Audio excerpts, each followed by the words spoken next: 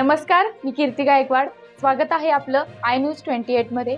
चला तर मग जाणून घेऊयात महाराष्ट्रातल्या ताज्या घडामोडी. आपत्ती व्यवस्थापन विभागामार्फत अग्निशमन रेस्क्यू टेंडर वाहन गुडखाचे लोकार्पण.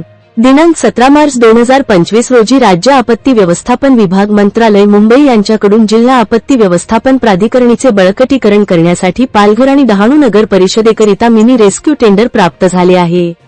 सदर वाहनांचे लोकार्पण जिल्हाधिकारी गोविंद बोडके यांचे हस्ते करण्यात आले.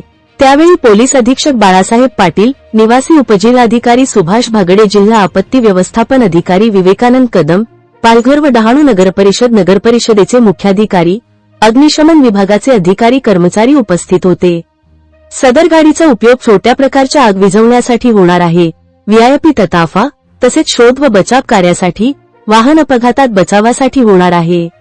20 टनापर्यंत वजनाची गाडी लिफ्ट करण्यासाठी स्टेपनी, 50 लिटर फोम ज्याच्या सहाय्याने केमिकल आग विझवण्यात येते, तसेच 300 लिटर पाणी क्षमतेचे हाय प्रेशर टँक ज्याने सतत 20 मिनिटे फायर फायटिंग करू शकतो, अशा विविध वैशिष्ट्यपूर्ण गुडखा गाड्या प्राप्त झालेल्या आहेत. तसेच सोबत प्रोझिमिटी फायर सूटही देण्यात आले. वार्ताहर इंडिया न्यूज 28 साठी प्रणय प्रभाकर पाटील, पालघर जिल्हा ब्युरो चीफची रिपोर्ट.